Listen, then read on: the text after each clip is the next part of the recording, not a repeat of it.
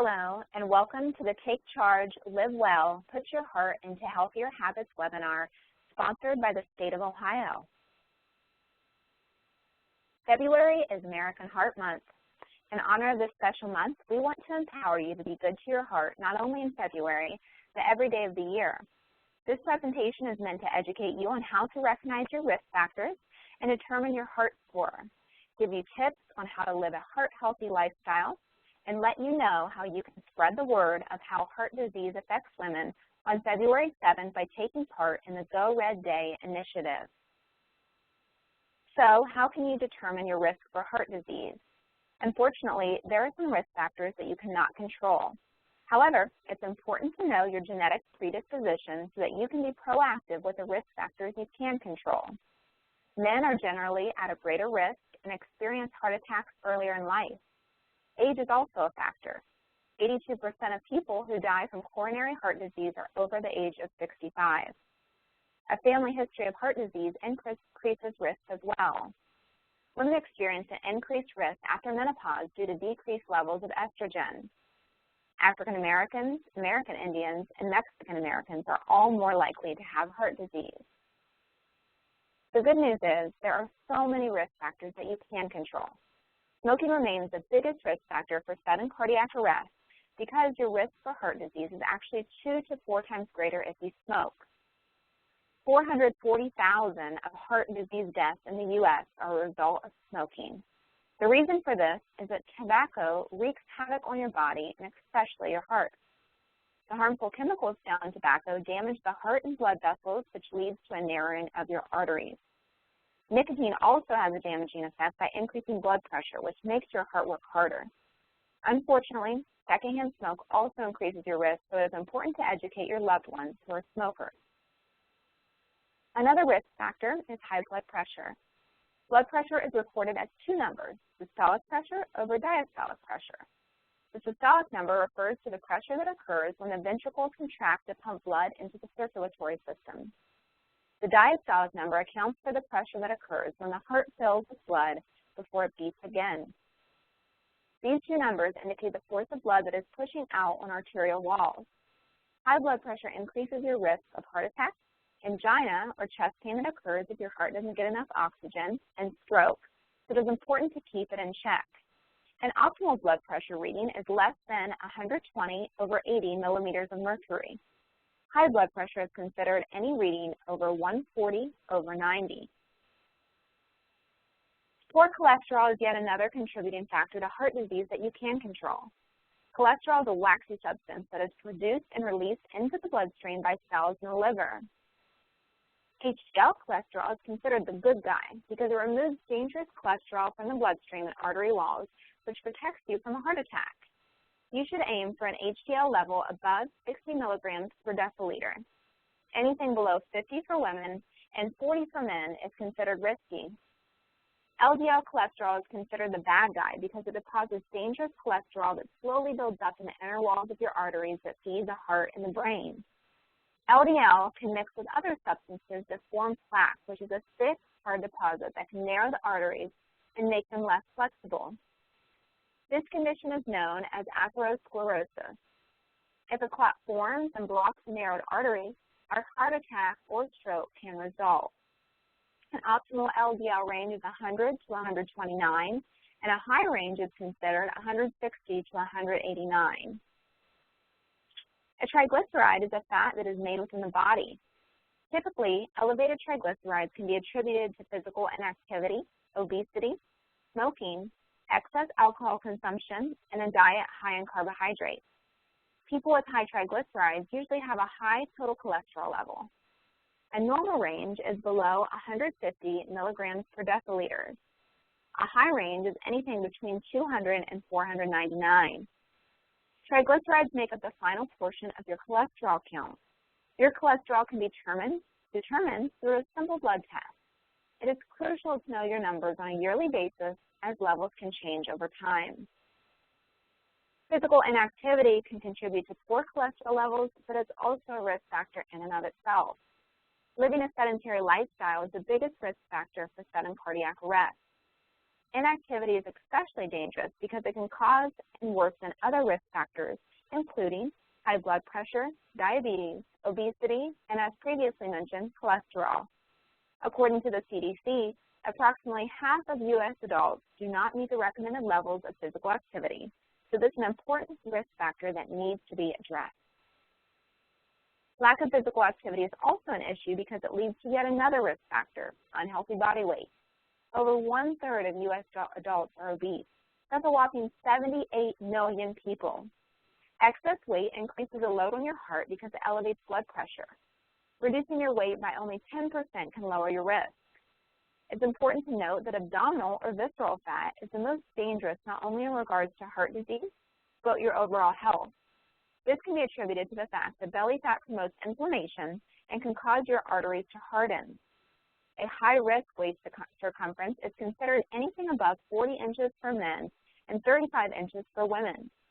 Another guideline to consider is that your waist should be less than half of your height in inches. The final controllable risk factor is diabetes. This is a condition that causes blood sugar to rise to dangerous levels. Diabetes can increase your risk of heart disease and stroke even when glucose levels are controlled. As such, 65% of people with diabetes die of heart or blood vessel disease. So, now you know the risk factors. But how can you truly know your individual risk for heart disease? The American Heart Association has developed a simple, free tool called My Life Check that will help you determine your heart score so you know where you stand and the best way to get on the road to heart health. The assessment is based on the Simple 7, which you'll see at the bottom of this slide. You'll notice that these 7 healthy habits directly impact the risk factors that we discussed throughout this presentation. Now, how do you use the Life Check assessment? You'll start by asking some quiz questions regarding the Simple 7. If you've completed your biometric screening through the Take Charge Live Well program or through your doctor, you'll want to have those numbers handy to input. If not, you can still fill out other pertinent information within the assessment that will help determine your heart score. Within a few minutes, you'll know how you are measuring up on each of the Simple 7. You will also get your personalized heart score and life plan. From there, you can make a resolution to start making healthy, positive changes for a long, healthy life. You can stop heart disease before it even starts. The Simple 7 approach is all about starting small and keeping things simple. You can make one change today, and soon enough, you'll be ready to make another. So where do you start? In accordance with the American Heart Association's Simple 7 and the risk factors mentioned throughout this presentation, here are some steps that you can take to manage your risk for heart disease. For starters, avoid tobacco smoke, and if you drink, limit your alcohol consumption. Know your numbers. Keep blood pressure, cholesterol, and triglyceride levels in their appropriate ranges. Manage your stress and comply with medical prescriptions. There are also 3 lifestyle changes that you can make to help prevent or manage many of the risk factors mentioned today, including high blood pressure, poor cholesterol, physical inactivity, unhealthy body weight, and diabetes. Start by eating a proper diet. You can follow the DASH diet or dietary approaches to stop hypertension guidelines to achieve a healthy blood pressure and a healthy heart. The DASH diet is a flexible and balanced eating plan that was created by the National Heart, Blood, and Lung Institute. DASH guidelines include increasing fruit and vegetables, fiber, and omega-3 fatty acid consumption. It also encourages reducing sodium and saturated fat consumption. You can visit the National Institutes of Health website to learn more on proper nutrition. A second step you can take is to exercise regularly. The American Heart Association recommends 30 minutes of moderate aerobic activity 5 times a week or 25 minutes of vigorous aerobic activity 3 times a week. It's also important to note that you can get the same benefit by breaking your 30-minute session into 10-minute increments. Finally, it's important to maintain a healthy weight. Your body mass index should be less than 25 to reduce your risk. Now that you have knowledge about heart disease and its impact, we want you to spread the word on February 7th in celebration of Go Red Day. The American Heart Association launched this movement 10 years ago to educate people not only on heart disease, but on the often overlooked statistic that heart disease is the #1 killer of women. It is actually more deadly to women than all cancers combined. Heart disease has even been labeled the silent killer since women often exhibit few symptoms.